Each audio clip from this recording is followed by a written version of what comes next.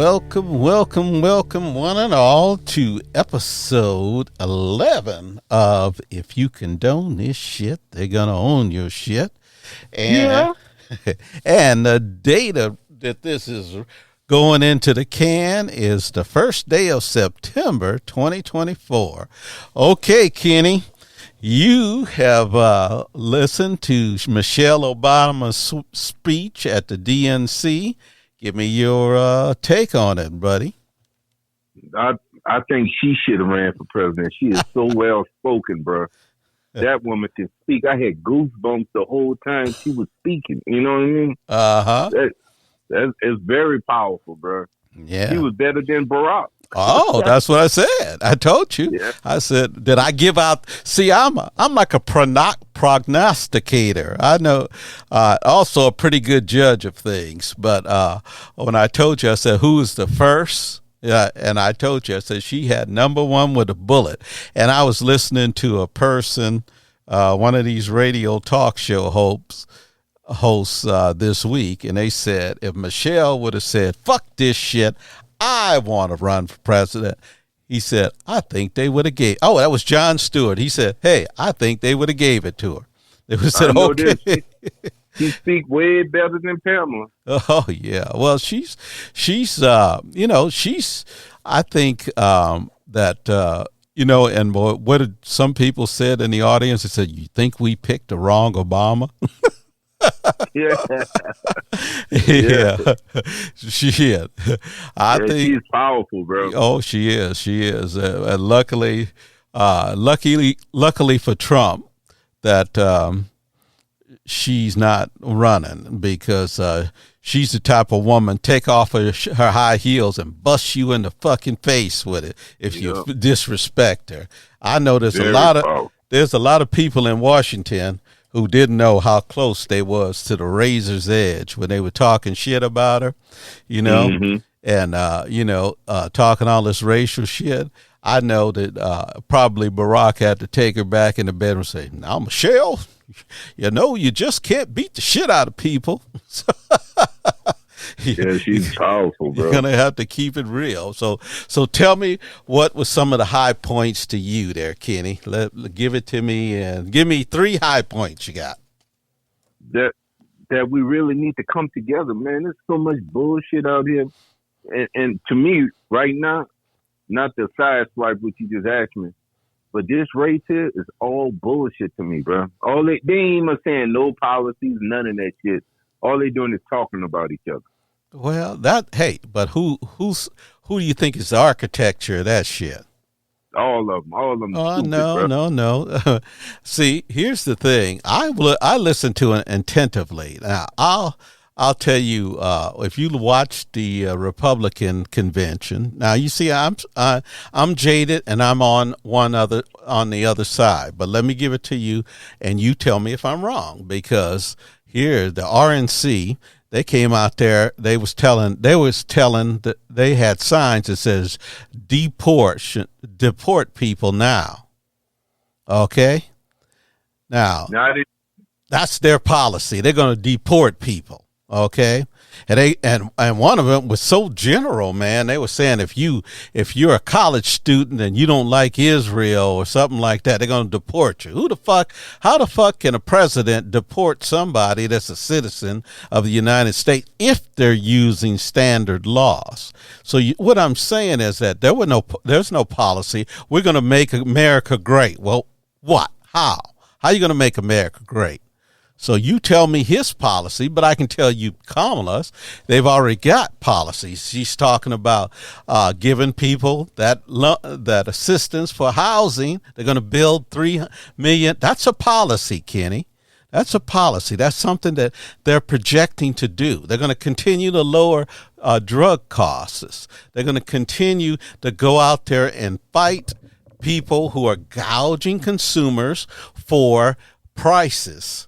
Like these motherfuckers that the bacon producers and all these other motherfuckers that's in the grocery store, like these grocery store chains are trying to get all together so they can fuck over the competition, So they're all. So why are they not doing that now? Because, Kenny, there's only so much shit you can do and get through things. Okay, if you have a Republican House, you're not gonna get shit done because it has to get through the House. If you had just like Barack Obama got the Affordable Care Act done within the first 5 months of his fucking election, and the rest of it, they had an election and they got rid of the fucking his majority, so he couldn't do anything. The only thing he could do was work with a consensus of the Republicans. Okay, so when you're saying, he's not fucking an emperor. He's got to go through. You gotta put a bill through the Congress. Then it's got to go. The Congress is everyone, but you got to go through the House, and then you got to go to the Senate. And then Mitch McConnell has been playing that fucking game where, in order for a bill to get through, be filibuster proof, you have to get 60 votes. So that means any one motherfucking senator can sideswipe any bill because he's going to say he's going to filibuster. And all they do is put in a little 3x5 card that says, I filibustered this bill. And then it can't come until you have 60 votes. So there you go. You got to understand the structure of which they work for. Now, if you give Kamala 60, even a 50 vote majority in the Congress, because you can change that filibuster rule by a simple majority vote. So if you give her 51 senators to vote, she'll be able to overturn that. And then in a House, you got to get her at least one extra vote in the House, because they don't have a filibuster rule in the House. You see? So I know some shit here, Kenny. I know how the structure works. You're blaming the candidates, you're blaming the president when he has to work within the framework, Well, how long this shit been going on? That's the way the fucking founding slaveholders made the system to work. They made all these concessions. And, if you look into the history of America, all the concessions was made to take in the slave states. Okay? Because the slave states wanted to keep their majority. That's why you ever heard of the 3/5 rule? Where, you've heard of it before, haven't you? Yeah, I heard it. Okay, but what it was is the fucking slave states didn't want black people to be considered as residents or human beings or anything, but they wanted them to be considered as their when you do the census, that allocates resources and congressmen, okay, based upon your population. So if your population expands and the population goes up, you get one more congressman or two more congressmen. If it shrinks, you lose them. They take them off the board. So that's why they wanted that 3/5 compromise, so they could use their slaves, the people that they owned, as as a wedge to get more representatives. And that way they felt, because in some slave states at the time, there were more slaves than there were white people. So how could those white people be able to, they had such a slim minority, they would get like, Montana or Wyoming. Wyoming is so fucking small, they only have one fucking congressperson. Okay? Like Alaska. I think Alaska only has one congressperson. And you got fucking California, you got 48 of them, something like that. So you see, if you understand how the system works, you can't fault the man who got the job and say, well, why didn't he do it? He did every fucking thing that he could do in his power. Now, he's a sly old dog. He's got a lot of shit. He's got that drug reduce the drug prices, and you don't think Pharma is pissed over that shit? These motherfuckers, as we said in the last podcast, them motherfuckers are ripping us off, fucking us like a house cat, and they have the biggest lobby. If you ever want to, take a trip, I was going to go down there with my brother, and I didn't get a chance, which I truly, what the fucking COVID hit, and we didn't go down there. But I was going to go down there and visit Washington, D.C., because he was working with the defense contractor, and he was always doing some shit there and have to go there for meetings. So I would just hang on and hang out at his ritzy hotel and go look at things. So anyway, that's what I was going to do. But if you go to Pharma, which is the lobbying group, they call the lobbying groups in Washington, D.C. is called K Street. Now, all these motherfuckers, now give you an understanding of how much money is poured into Washington, D.C. There's something like 400 and something congressmen, and there's 100 senators, and there's 486, I think. I don't know what the fucking number is. I'll tell you the truth. I can look it up for you, but it doesn't make a fucking difference. There's 400 and something of these fucking congressmen and women, and for every one of them, there's like 5 lobbyists. That means the person that's calling them every day, wanting them to do what these big money interests it wants them to do, is they're at there. They got their own street. They got their own money machine. They buy them dinners. They do all this shit for them. They make sure that they have these attack ads for them. They're plying them with money all the time. They can only give so much money, but what they do is they do this dark money that you've heard of, that they'll say, like just what they did with Bowman in New York, where the Israel lobby, AIPAC, went down there and they just played. They wanted another guy in because Jamal Bowman didn't like the fucking killing of innocent Palestinians, and he called them out on the shit. And they said, okay, we'll get rid of you. You don't want to toe the line. We're the most powerful lobby in Washington, and which is supposed to be illegal in the first place because they are working for a foreign government. Now, other foreign governments has to be registered as a foreign lobbyist. These motherfuckers don't have to be. So it's a special relationship, and they'll get rid of your ass if you say something negative about Israel. So anyway, long story short, it's a whole bunch of money you fighting up against. You got these people can get elected. They don't need their constituents, because what they do, and most of these, if you go to a state, just like my state, Arizona, they try to jury rig the fucking districts so that they surgically, they have a computer program that can go block by block and find out who's registered as a Republican, and they can create a map that give you a benefit. So you don't have to do what the people say, because they're going to make it so you're going to get elected. So they have all these jury rigged states. So you see, the problem is bigger than what you're saying, Kenny. You have to step back. It's kind of like if you look at Los Angeles, a block in Los Angeles. Can you tell how big it is? Hell no, you can't. You can't tell how big it is, how old it is by looking at one block. But if you go out and see it from the air, you see how big that motherfucker is. 300 fucking square miles. So that's a big fucking city, isn't it? Yes, indeed. So the same thing for, am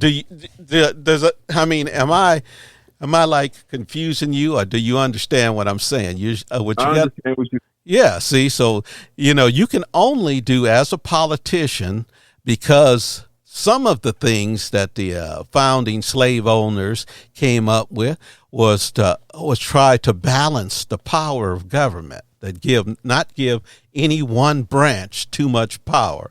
Now, over the years, the executive branch has gotten a lot of power, but the most powerful elected body is the House of Representatives, because they control the power of the purse strings. So they can give you money. If they don't want you to have something, what they do is they don't vote on the appropriation bills. So you see, Kenny, it takes almost a degree in government to find out how government works. And they used to teach all this shit in school, but when Ronnie Reagan got in there, he said, oh, we're not going to teach civics anymore. So, because we don't want an educated populace is a dangerous populace. When you understand how things work and you see somebody putting their fingers on the scale, you know who the culprit is, okay? Like the Supreme Court giving Trump immunity. See, so now you know who's corrupted. The Supreme Court is corrupted.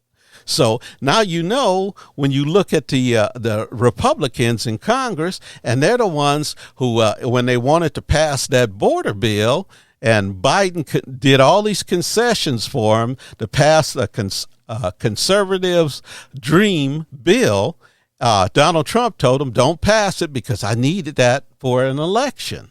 Okay? So you see how they're manipulating the system. If they see, the greatest thing for a Republican is not to do nothing, because everybody loves, all the business people want the status quo. Okay? They don't want you to change the tax laws. They don't want to, hey, if you're paying 3% taxes right now, do you want them to change it so you have to pay 15%? Oh, hell no.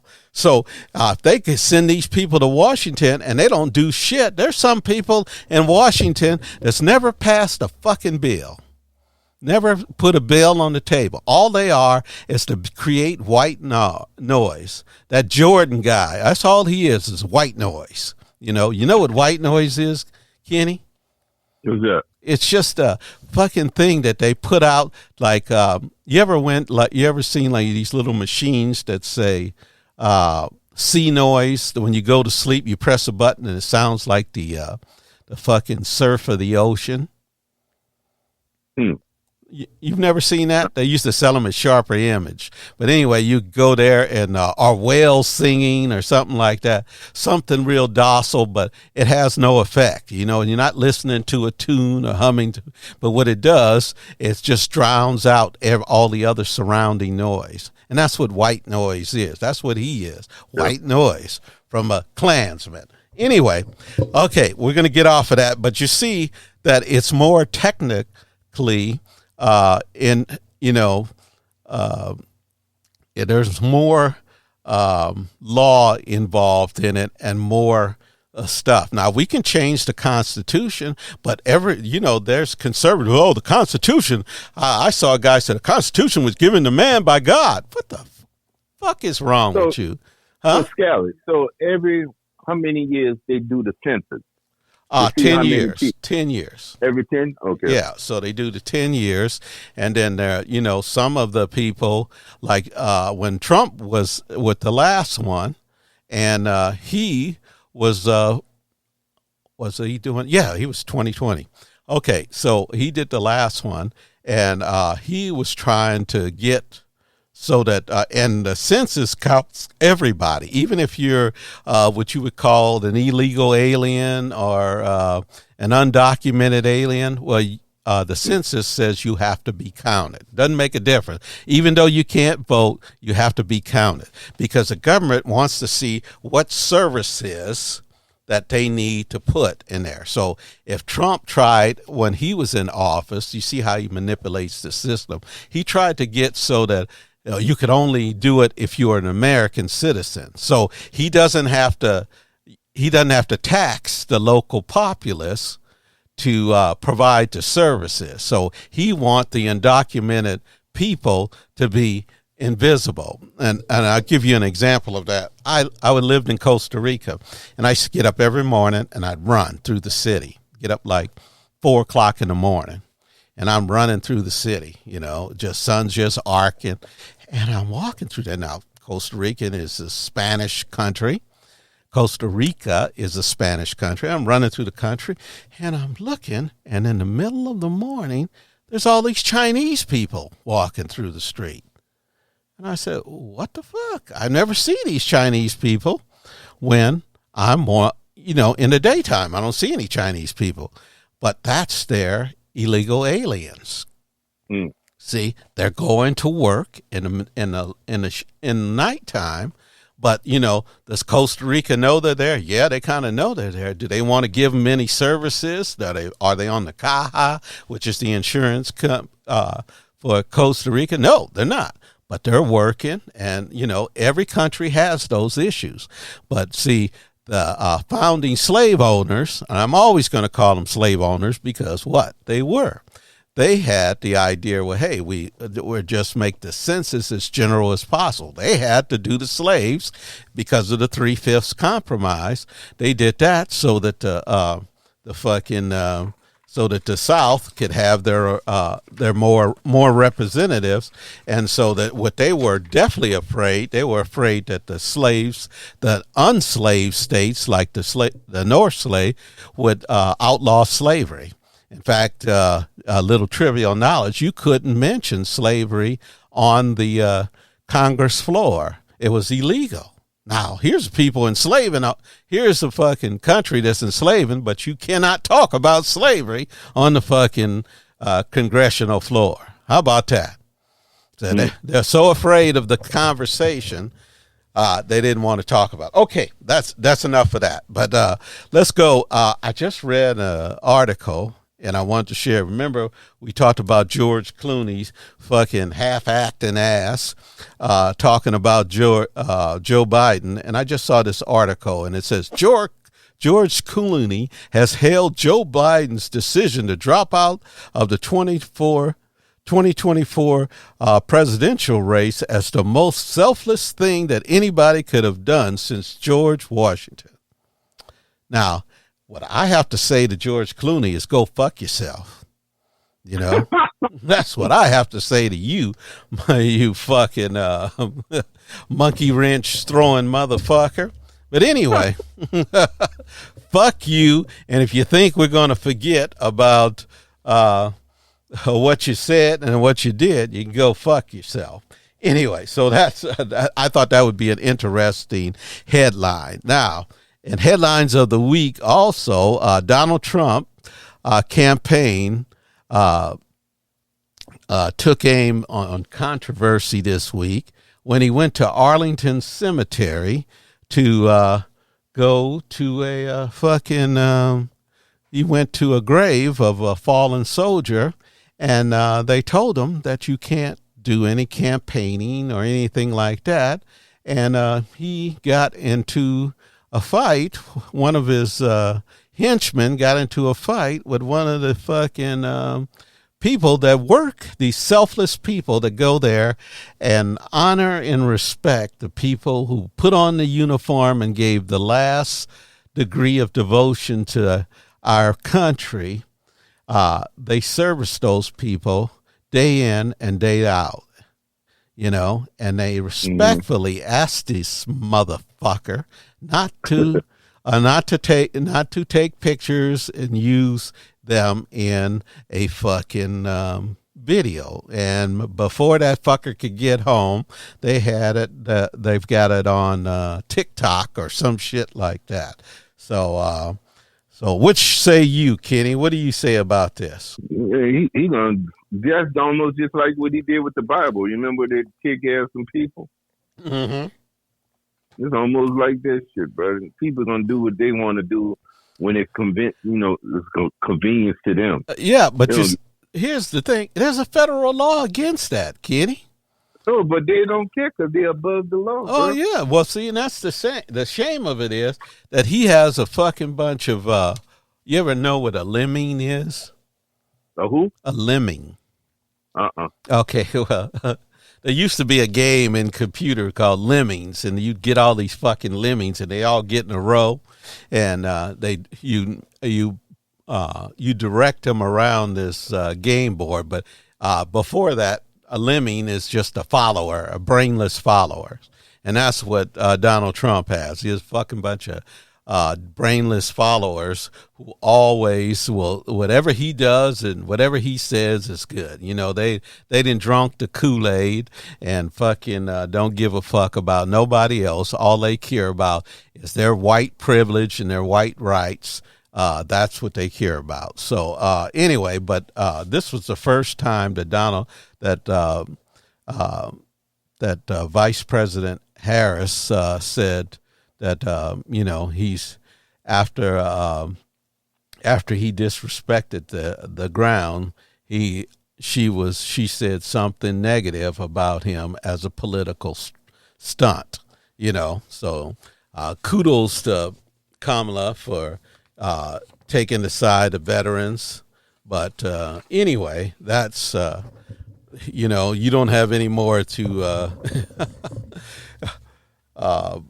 but they'll be the first people, these fucking guys. I walk every morning and I'm walking through the neighborhood, and I walk through a really mainly Republican neighborhood, and they all got flags and they all got all this shit, and they supposed to have a corner to the market on patriotism, but they don't give a fuck about, they use people like we use toilet paper, Yep. They don't, to me, a guy like Tim Walz said, he said, the only thing I can say about J.D. Vance is he's a veteran, and I thank him for his service because he has some decency and some kindness because he respects being a veteran. Okay. But anyway, these people don't respect it. They're some of the people, maybe they did serve in the military or maybe whatever, but they didn't get the correct message from the military, They didn't get the message that these people are sacrificing themselves in the defense of our nation. And a lot of times it's not in the defense of our nation, but it's the defense of some corporate interests. It doesn't have nothing to do with the fucking more wars have been fought for the United States over corporate interests than anything about, somebody attacked us. So it's always been somebody fucking over some corporation. So, oh well, we're going to lose our money in there, and then and that's why they always said we'll protect American interests anywhere in the world. Well, interest means what? Corporation interest. It don't mean our interest, because what the fuck interest do we have in any place beyond the United States? We don't have any interest in in any other country, because that's a sovereign nation. We may not like I don't like the way Israel's run. I think it's only the whole country. It's only what the South would have became if we would have let the motherfuckers live for another 100 years. It's an apartheid state with segregated highways, mistreatment of a whole race of people, a whole structure of people, and denying of basic human rights of those people, and playing that, the all bullshit God game. Oh, God gave us this country. God didn't give you shit, and show me the lease. That's what I want to say to them. But anyway. You know what, Callie? Go. All that shit that's happening to them people, bro, that shit can easily happen here. You know what I mean? It can easily happen here, but the only difference is we got guns. Some people can't even defend themselves. Yeah, there you go. There you go. They can't defend themselves. They've been, they got people taking their land. Where the fuck do you think it's right to take another person's house? And by color of law, what do they say? Without due process. And they play this due process game where they come in and condemn the people's property for no good reason, and then the next couple of days, some fucking Israeli comes in there with a fucking deed saying he owns it. It's just bullshit. But anyway, I digress. Let's talk about the 6 hostages that was killed by Hamas. Where I'm going to say up front, it's always a horrible thing when innocent people are killed in any structure. But I would also say you have over almost 40,000 people, innocent people, have been killed on the other side for justification for this. So if you want me to feel sympathy, I have sympathy for the family, true enough, but I don't have sympathy for your operation. And because when they knew, the Hamas told them, if you come there, they're going to kill these hostages. Now, they thought they were smart by half, and they said, okay, we'll create this operation. These people are serious, and they're going to do exactly what they're going. That's their only ace up their sleeve, is these hostages, you know? So if you're going to bring your military in and think you're going to get them out, it's worked a few times, but here, think about this. You've got 40,000 people that got a bone to pick with you. Okay? You killed my mother, you've killed my brother, you've killed my baby, and then you think that you're going to come there you've already radicalized half the population, and then you think you're going to come into a military zone where you create it, because you've radicalized them by giving them a cause. You know what they used to be? You don't remember a group, an old rap group, one of the first rap groups before they had, the chicken tastes like wood and stuff like that. Rappers are like. Yeah, that was one of the first modern ones. But there was a group called the Last Poets. Do you remember them? Yeah, I remember them. Okay. But on one of their songs, it says, "Die for a cause, brother, and not because." Now, I would think that Palestinian has a cause, wouldn't you? Mm-hmm. If you've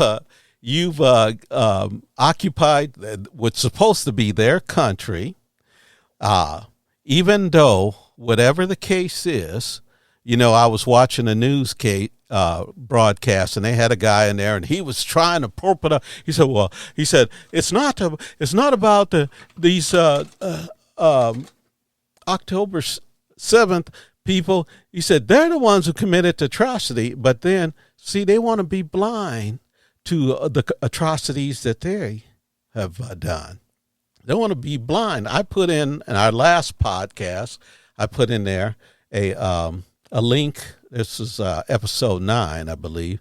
I put a link to 60 Minutes and doctors pulling sniper rounds out of kids, where they've shot a kid twice. Shot him in the head, shot him in the heart. What fucking animal does that? And they want sympathy from the world. No, you don't get any sympathy from me. I sympathize with the people's loss, all of the loss, but I'm not going to sympathize with your cause, because your cause is unjust. If you think because they took 200 people or 300 people that it's right for you to go in there and kill 40,000, then you must think I'm a fucking idiot, because I'm not. What say you, Kenny? That should have said, bro. I always said that. How you gonna be so tough? You killing people that can't even defend themselves. Nah, they ain't got no weapon, no nothing, bro. Yeah. So and you killing these women and kids. Yeah. There's videos on YouTube where fucking ladies crossing the street holding their kid's hand and they're sniping them. And what cause is that? All that is a coward's cause. So we know what you are. We know you're nothing but a coward. And we know that no matter what you say, there's nothing. See, these people think that they can go on newscasts and come up with propaganda and try to isolate the argument. Oh, well, they started it. No. You didn't. You keep forgetting about the Nakba, when you came there and you killed off whole villages of Palestinians when you came over there and swore to the world that you would go over there and be peaceful. that when they gave you this country, you would live in peace with these people. And you went, the first thing you did was go over there and destroy their villages and kill them. And then you don't want to see that. It's just like America. They don't want to see the history of America. They don't want to look at it. That's why they don't want you to teach black history in school. That's why you don't want to teach about slavery, because that's going to make some poor little kid feel bad, you know? Because you see, when you bring the truth to light, you don't look good. So the truth is to light. So if Israel wants sympathy from the world, they're not getting it from me by going over there killing 40,000 innocent kids and women, you know, and maybe killing off 9,000. If you're lucky, you killed off 9,000 of these people who are fucking terrorists or whatever. And they may be in that, there may be only like 3% of them that are fucking, that had the gumption, or not the gumption, or the stupidity to go over there and take hostages. Okay. So, you know, I'm not condoning that. No nation should be able to hold hostage. But what is Israel? They're holding 1 million people hostage right now, holding back their food, controlling their water, controlling their electricity, controlling their movement. So, how many hostages you got? They got 200, you got 1 million. So, let's look at this in a sober light. Anyway, so, okay, let's go. I got another topic to discuss. You remember we were talking about Joe Biden, and I was trying to explain to you what caused Joe Biden's 686 computer to crash. You don't even remember, do you? No, I'm trying to. Yeah, we were talking about. You said why what happened to Joe? I said because Joe's got an old microprocessor in his head. He ain't got that 13 or the 1400 Intel, 20th generation microprocessor, super fast. He's got an old microprocessor in his head. Anyway, yeah. But I was reading an article. And the article came up with the perfect word, and I want to share this with our audience. Gish Gallop. You ever heard of that? Say it again. Gish Gallop. No, I ain't never heard that. Okay. This was the tactic that Donald Trump, and I'm going to explain it to you, and then I'm going to read the technical thing. Okay? Gish Gallop is like what Trump did. He threw out so many lies out in that fucking thing where, each person gets a time, right? Every person, you get a certain amount of time. You get 5 minutes to answer these questions. Well, Trump starts off and throws out 20 lies. Well, can you answer 20 lies in 5 minutes? Oh, hell no, because you're going to have to put state facts and explain why it's a lie. Okay, so what you do is you crash that person's mind because you've told so many lies, So now that's what I call the Gish Gallop. Okay, and here is the real meaning. The Gish Gallop is a rhetorical technique in which a person in a debate attempts to overwhelm an opponent by abandoning formal debate principles, providing an extensive number of arguments with no regards for accuracy or strength of those arguments, and that is impossible to address adequately in the time allowed to the opponent.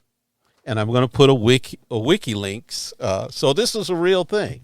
That's what Trump did to him. He pulled the Gish Gallop on his ass, and that's a strategy. So, and what they should have done is said, okay, let's go. What he should say is lie, and I will give you the after this debate, I'll put up context to every one of his lies. Okay. Of course, most people only work in the moment. They're not going to do that, but at least he's not going to sit up here and try to explain things. And, when somebody shoots out 20 lies, you can't explain it. Okay. Now, so that's that's what happened to Joe Biden. They pulled the Gish Gallop on. Does that make sense to you there, Kenny? Yeah. Okay. Yeah. See, the one thing we could say about our audience, they'll learn something from the shit we throw out here. Gish Gallop. I haven't heard of that word. Gish Gallop. Yeah. Okay. Yeah, I run with a dangerous crowd. So anyway, sometimes, and then right now I want to, in the middle of this podcast, I want to bring up something. I said, I fuck up every now and then. And what I try to do, Kenny, is I try to put, if you look in the show notes, you'll see where I put corrections. Sometimes, like one time I put it was in 2023, I said 2023 and it was 2024. And I put it in the show notes. I'm not trying to Gish Gallop you or fuck up. I'm just human, made of flesh. But what I do is I listen back to the podcast. I go in, edit where I can, and I'm not going to drop a bunch of overlays on it. You're going to get the real podcast, the way it came out of our mouths. And then what I would do in the show notes is put corrections, and it may be a link to something. Okay. But I'm not going to. I'm not trying to pull the wool over anybody's eyes. I'm going to try to correct myself as I go, and if I can't correct myself, I will cut out that piece out of the podcast. If there's no way to correct it, and I think it would be a long, drawn-out thing, I just cut it out. So sometimes if you ever listen to the podcast there, Kenny, you'll find that some shit was cut out because I don't have, I can't find a way to make it right. I'm not going to put a big old paragraph and go, I give out lessons, but, I'm not going to give a complete history lessons with stuff. But that brings us to the racists of the week again. This is our reoccurring series about racists of the week, and this one, I like to listen to a guy, and he's really smart. His name is Tom Hartman. I have links to his podcasts, and most of my in-depth stuff has come from him because he's a reliable source. He's made a business. I've been listening to him for 20 years. And the guy, he's a crazy history buff. I'm kind of a history buff, but not as good as him. But anyway, this article comes from him. And that's why I call it the racist of the week. Because remember I told you a long time ago, I said that Republicans are only the vast number of Republicans are just the Klan without the robe. Klan without the robe? Yeah, their Klan members they're willing to accept racism. They're willing to embrace racism because they think it benefits them. And you're racist if you do that. See, you don't see if something is harmful to another. If I could get over on somebody, it's kind of like, I was in Costa Rica once, and I gave them some money. I gave them $100 bill, and the people said they took American dollars. Well, the person wasn't very smart with the money. She gave me two 50s and two 20s. Mm-hmm. Well, she only supposed to give me 50 and two 20s because it was only like $10. Well, she gave me over the money, and I gave her back the money. Okay. Now, see, it benefited me to keep the money, right? Yeah. But see, I know that they would have to count the cash register later on and and she was going to be on that cash register and probably come out of her salary, So it might be a whole day's labor for her. So I gave her back her money. And see, that's the difference that's what I say about Republicans. They don't give a fuck. As long as it's benefiting them, they don't give a shit. So in this article right here, I'm going to try to get through it before the end. So this is our races of the week. And this is, like I said, from Tom Hartman. Some Republicans appear to have decided that Kamala Harris is only 3/5 a person and therefore cannot run for president. What do Senators Ted Cruz, father Rafael Cruz, Kimberly, Kellyanne Conway, and former Governor Mike Huckabee, Senator Rand Paul, and former Representative Mike Berkman, and former Republican presidential candidate Pat Buchanan, publisher and former Republican presidential candidate Steve Forbes, former diplomat and Republican presidential candidate Alan Keyes, who's black, and former Ohio Secretary of State Ken Blackburn have in common. All members, executives within and endorse the National Foundation of Republican Assemblies, the NFRA. A group that grew out of 1934 California Assembly and went national in 1996. The group has been called the Tea Party before there was a Tea Party, and the Republican wing of the Republican Party, although it operates independently from the GOP.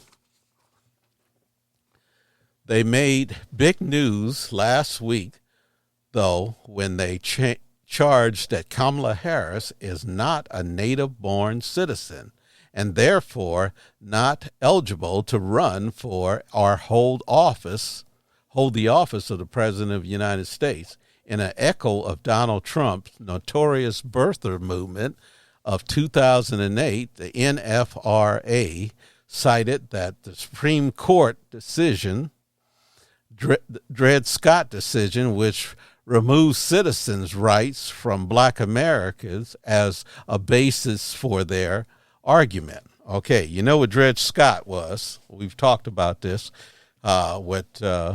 when he was trying to say that he was a citizen, and Justice Taney says that the white man owes the black man nothing. Anyway.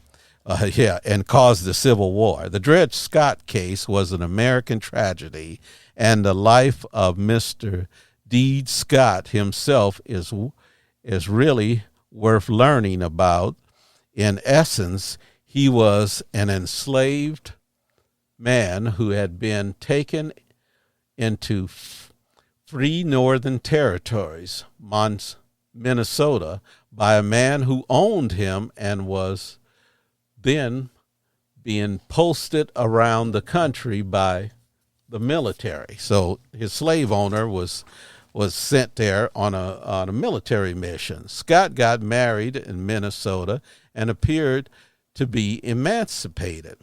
When he and his wife and the man who theoretically owned him at that point were sent to Missouri, state officials demanded that Scott go back into slavery. Scott sued and went through 3 states and 2 federal court cases to get to the U.S. Supreme Court.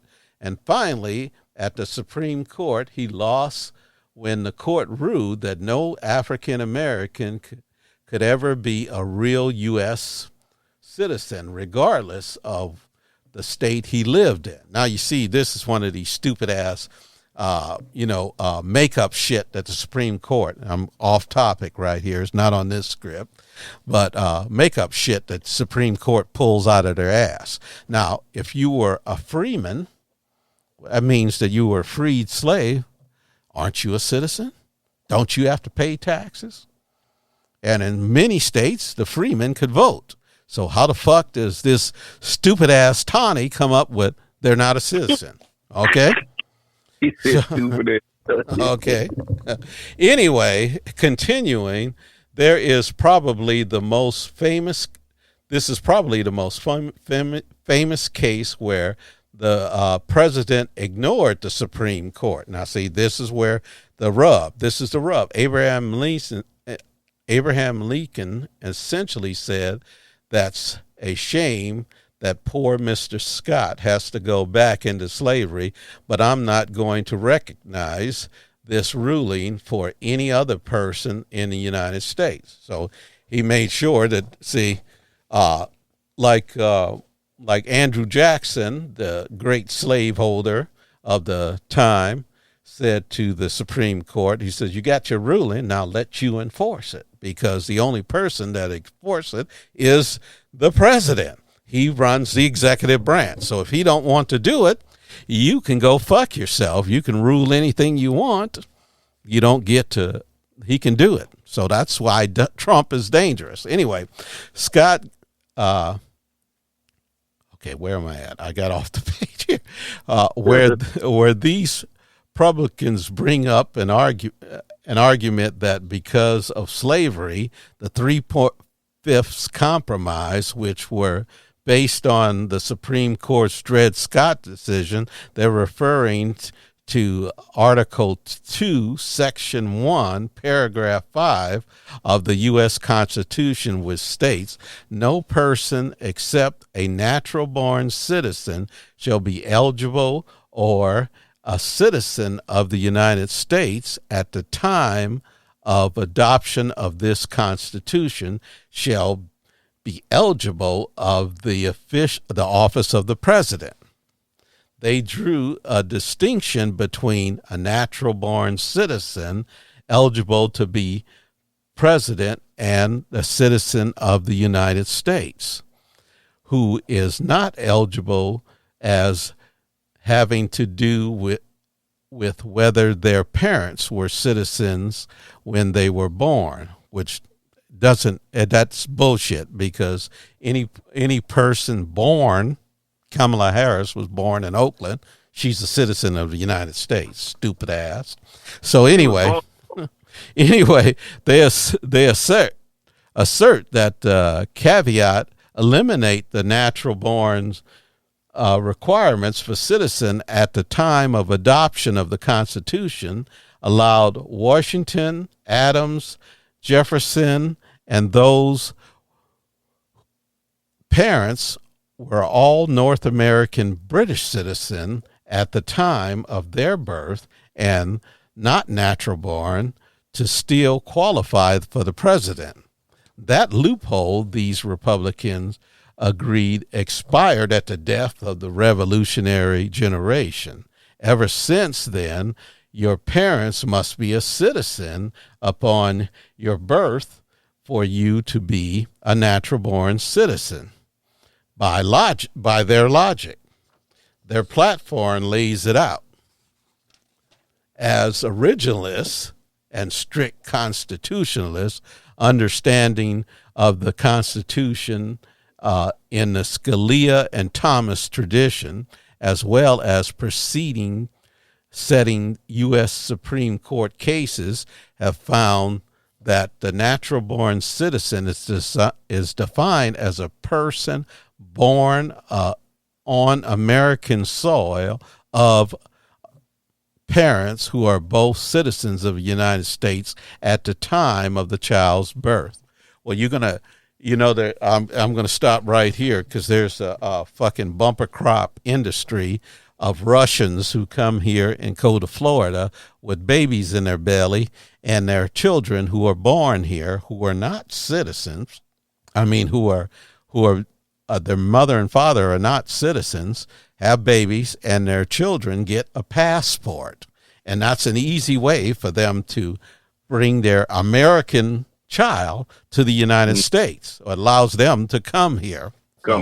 Yeah. So anyway, in support of their, they explicitly cite the Supreme Court's 1957 Dred Scott's, a 7-2 decision, which ruled that a person brought to the United States from Africa upon whom the strongest mass of inferiority and degradation was fastened to, quote, the Dred Scott decision, can never be or even given birth to natural-born citizens. The arguments was simple. Enslaved Africans were not truly humans, but instead mere property, according to Dred Scott decision, which was never formally overturned by the court. Instead, by the court itself. They ignored the 13th Amendment, so they couldn't possibly have rights of citizen, as Chief Justice Roger Taney wrote. See, the 13th Amendment corrected that. But these stoops want to put it, it's because they're racist, and they're the racists of the week. This is their argument.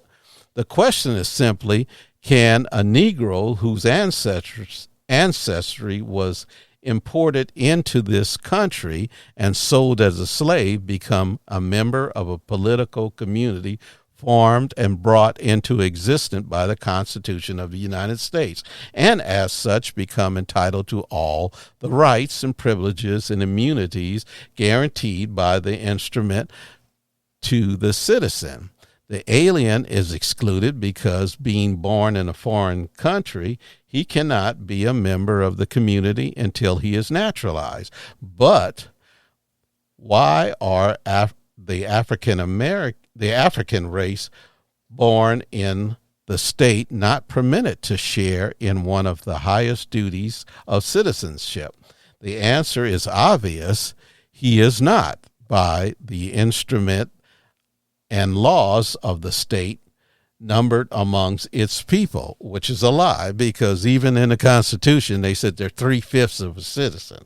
So he forms no part of the sovereignty of the state and is not therefore called upon to defend it, which is a lie. They've been using slaves to fight in wars ever since the country began. In the case of Kamala Harris, their argument appears to go, she suffered from a double whammy. Neither of her parents are American citizens when she was born, and her father was black. And therefore, even if he were to become an American citizen, her citizenship would be illegitimate. You see how the racist mind works? It's always working to try to discredit the black person, isn't it? Mm-hmm. Proof for the formal argument comes from Laura Loomer. This is another nutbag, a former Republican primary Congress candidate for the U.S. Congress, who laid out an extensive rant about Kamala's mother immigration status on Xter, what I guess is X. Proof of the latter is found in the Dred Scott decision itself, and the NFRA cites in their platform. Quoting Loomer and, guess what, Tucker Carlson, race-based attacks on Harris and the question of natural-born citizen, the New York Times noted in an article titled "Trump Elevates False Fringe Attack on Harris to Center of His Campaign." So Trump is using this. Of course, he'll use anything. The comment seemingly aimed at suggesting to black voters that the Democratic candidate does not represent them, and more broadly, planting the idea that Miss Harris is inauthentic, and help turn what had been a trickle of such content into a gusher. Overnight, conservative corners of the internet long flexed on Mr. Biden's age and swung to look to the newest target.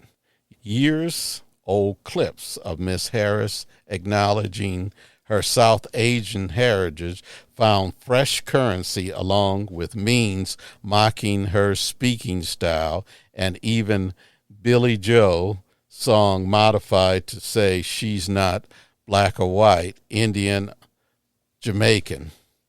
Arguing that the NFRA, Senator Rand Paul, Rafael Cruz, an officer of the NFRA, and others mentioned above are merely fringe members of a GOP. The story was short-lived sensation in the media last week and then quickly died. Major news outlets weren't interested in the latest iteration of Trump's original birther charge, Obama 16 years ago. Many did, however, highlight the logic of the NFRA's argument. Headlines like Republican group cites notorious Dred Scott ruling as reason Kamala Harris can't be president. The independent Republican group says Kamala can't be president because the 170-year-old Supreme Court decision likened her to a slave, the root. Trump's allies claim to have information that may lead to Kamala Harris' disqualification based on her parents' lack of citizenship. Ross' story laid it out for all to see.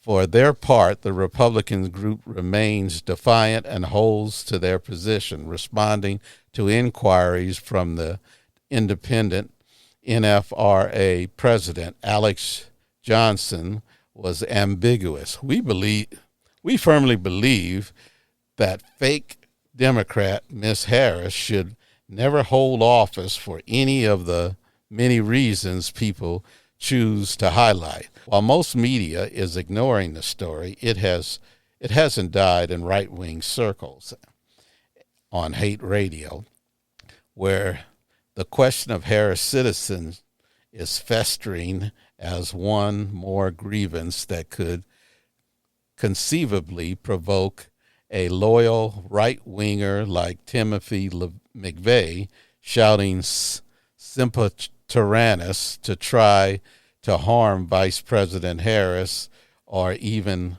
American more generally for the cause. Now, Semper Tyrannis, do you know what that means there?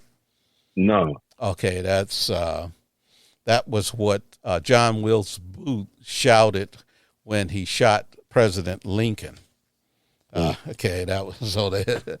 Let's see, you got to have the context here.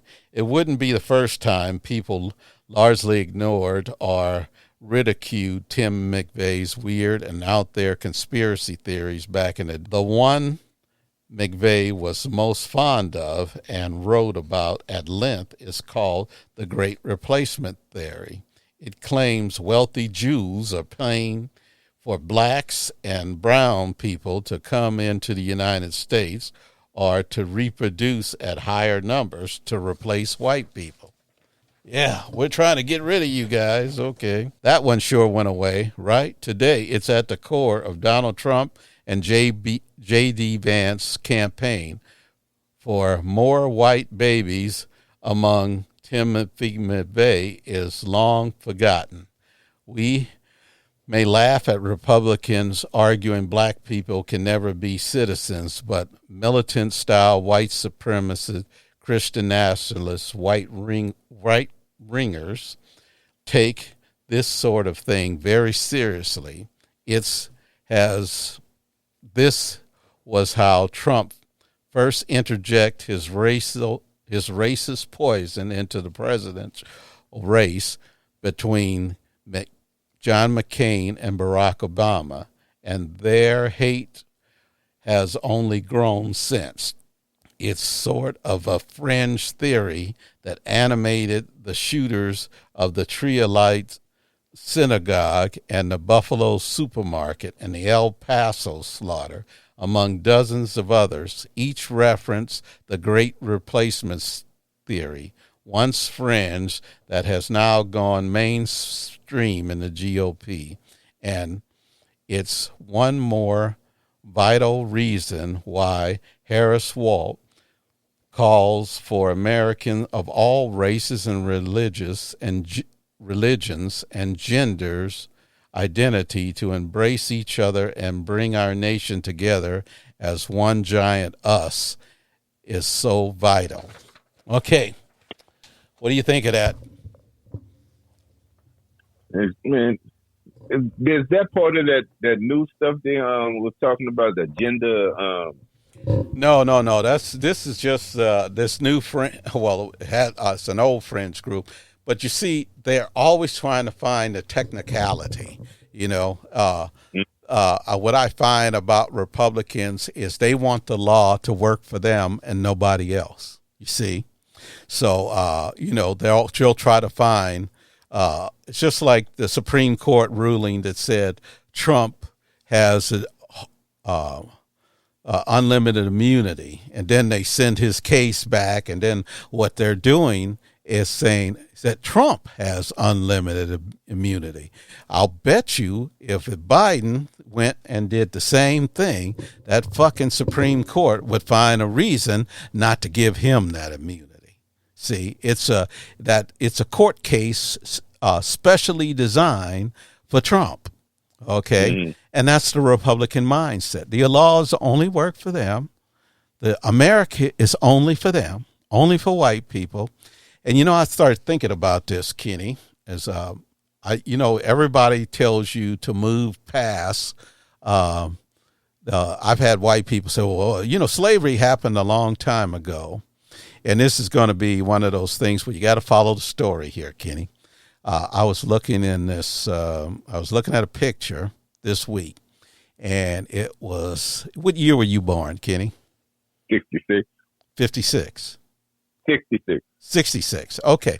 Well, there was a man.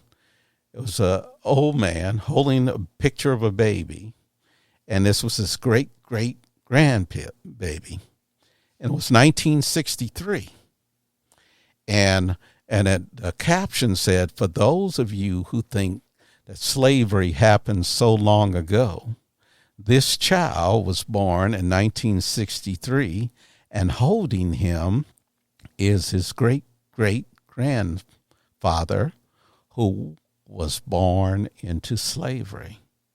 Now, so if I would have been that child, that would mean, to me, it would be a very close relationship to trueness and something that I could never discount, because that picture would remind me that in my living lifetime, and this guy died in 1970 something. He died at 113 years old. Okay? So what I'm trying to say is people will try to tell you, oh, no, you got to stop looking backwards but I'll tell you this much. Any of those Republicans, if they've been slighted in the least, they will go back to the dawn of time and try to get their pound of flesh from your ass. Okay? And if you ever know a Republican, they'll tell you, oh, well, why are you holding a grudge? And those motherfuckers, does Trump hold a grudge on everybody? He just said this week that he's going to every one of the fucking congressmen that was on that January 6th hearing and started this case against him. He's going to make sure that all of them gets put in jail for treason. He's going to make sure that Biden goes to jail, Kamala Harris goes to jail, everybody, Barack Obama. He's holding a grudge, isn't he? Yep. So what I'm trying to say is that these motherfuckers hold a grudge, but they don't want you. They want you to move forward. What I say is always remember that these people enslave you. And until they remove the vestiges of slavery, all of the bullshit that caused slavery, when you get rid of stop listening to the motherfuckers who wants to tell you that, like John Roberts, who wants to tell you everything is equal when they only passed the civil rights in the 60s, and then in And then in the 90s, he's not in the 90s. This motherfucker just said this when Barack Obama was president. So, everything's equal now because we got a black president. And see, that just shows you the epitome of fucking ignorance. And see, they always want to look past all of the shit that they did. You know, they slaughtered the Indians. Oh, the Indians got to get past that. But you see, they always want to talk about Custer, who got his ass killed. Oh, the massacre of the Little Bighorn. Well, they'll never forget that motherfucker. The Israelis don't want to forget the atrocities that the Germans did to them, but they don't want you to even talk about the 40,000 people that they killed in Gaza. You see how that works? You want to control the information, but you don't want to come to grips and look at. Well, America can only be the country that it says it is when you remove the vestiges of slavery. When you go back and say, we did something wrong. I don't want to hear your platitudes and bullshit that, like Mitch McConnell, that was a stain on the United States. That's our original sin. And it's the sin that you still live under today because you're a Catholic. I don't see them going before the Father and say, Father, forgive me for I've sinned. You know, they haven't done that. And if they were really contrite about their sinning, they would make sure that the people that are the survivors, the family members of those, get rights and are treated with equity. But all they ever see is blindness. If blacks are getting killed more than whites by police officers who the Klan has, for the last 50 years, the Klan had a plan to infiltrate police officers. Now, you were a police officer. Do you think you had a couple of Klan members in your police department? Hell yeah. Okay. Yes.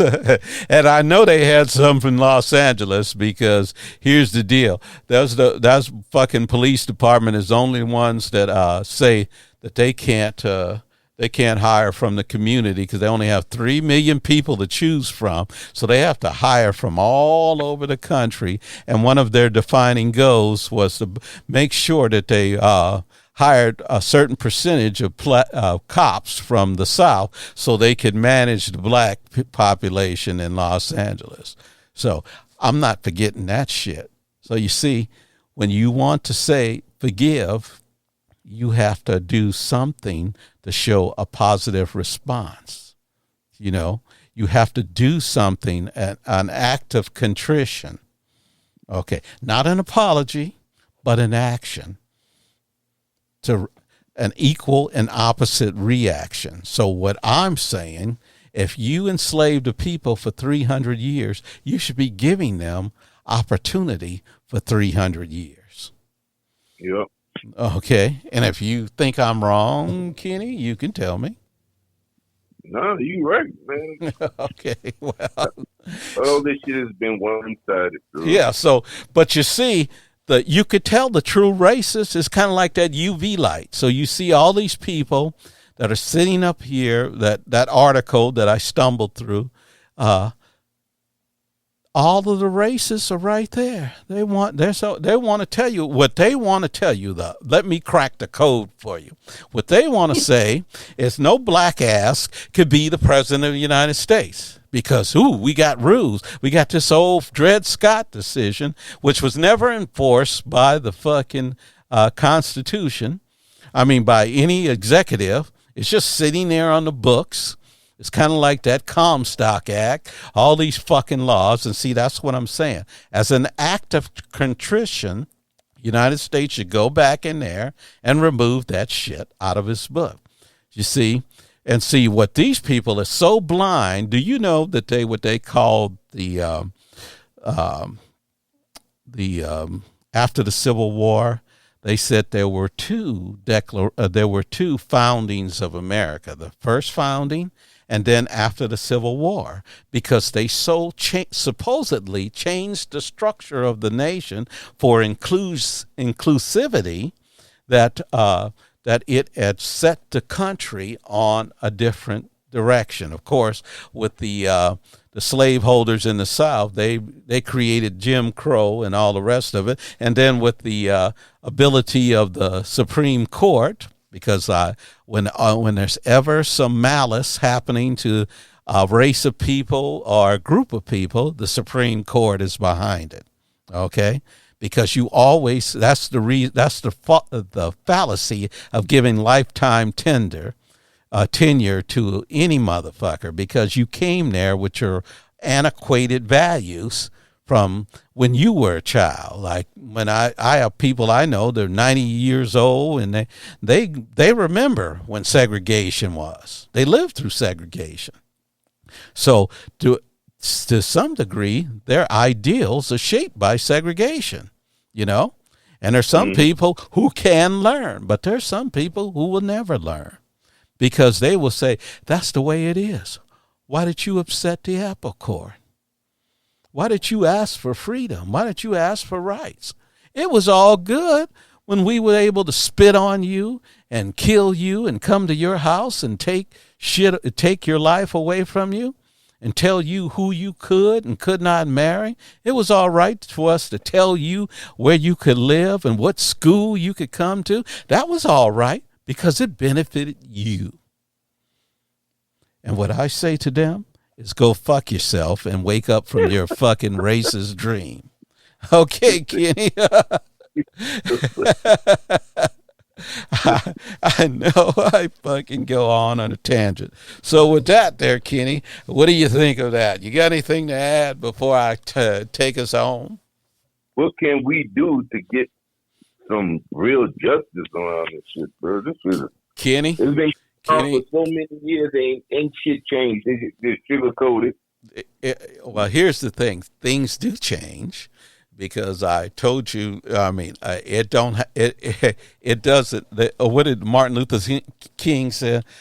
The arc of the moral universe is long, but it bends toward justice.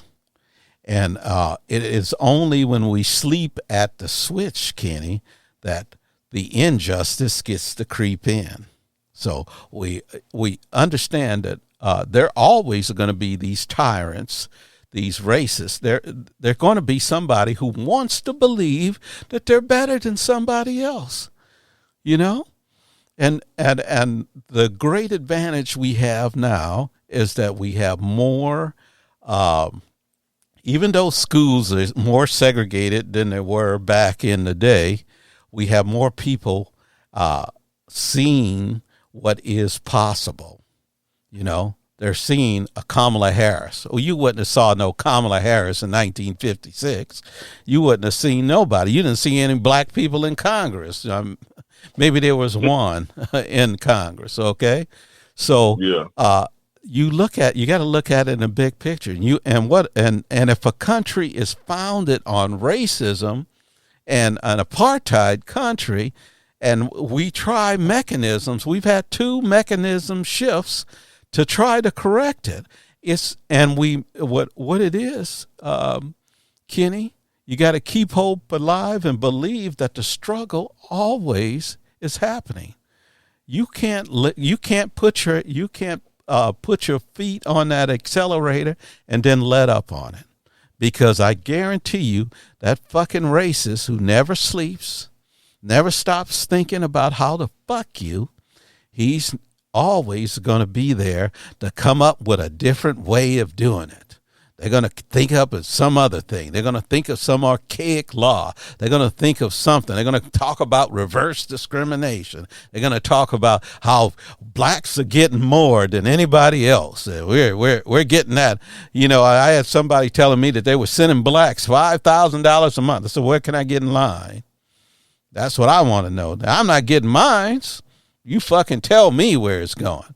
Blacks are getting everything. I said, tell me how it is. I had a fucking neighbor that told me, oh, black, you better not do nothing to a black man. I said, what the fuck? What world did you wake up into? I want to know about this fucking place where you're not going to get away with doing something to a black person, because that's where you usually get away with it.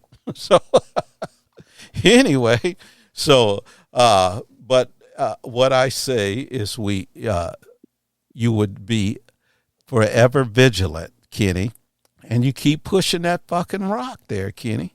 That's all there is. You push it, and you instill on your children, and you instill with what we're doing right now is we're saying, hey, we see it. We're not blind.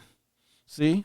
The sad thing is there's a bunch of black people out there that are blind. I looked at the GOP convention, and there's people in there, just black people sitting up there, and I said, I just cannot believe this. They don't know that these people will strip you of your right and make you a slave in a Mississippi minute. And they're sitting up here cheerleading for Trump. All because they want recognition from somebody that's never going to recognize them. I guarantee you, if somebody sees you as substandard, there is nothing you can do to make them believe that you are a human being. They're always going to believe that, unless they have some fucking epiphany that comes over them, like George Wallace on his deathbed called up all the black people that he fucked over, or well, some of them at least, and apologize. Well, that's because you were scared of death there, buddy. It wasn't because you would. It wasn't an act of contrition. Contrition is when you go out there and do something to change. Contrition is when the United States of America said, we have wronged these people and they deserve full rights, and we will back them in their pursuit of full rights, not trying to fuck them at every corner. See? So anyway, with that there, Kenny, I'm going to die in vain.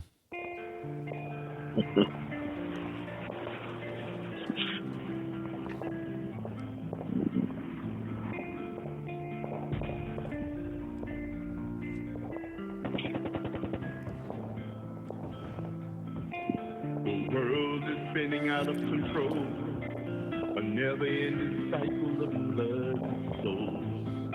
Families torn apart, children left alone, as they march to the battlefield with one heart and stone. Why are they killing everyone? Is it worth the damage done? Our tears fall like the rain as we watch them die in vain.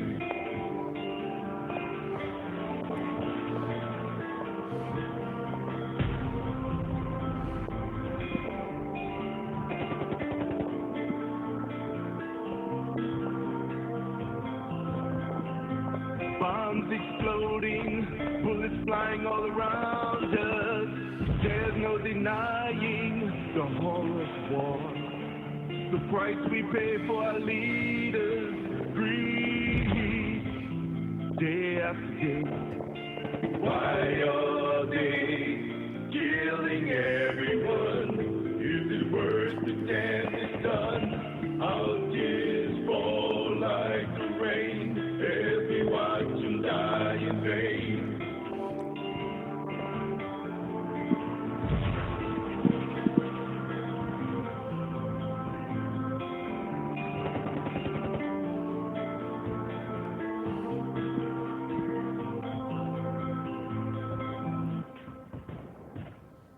Take us out, Kenny. Scally, Kenny, we're out. If they condone this shit, they own your shit. Yeah. Stay tuned.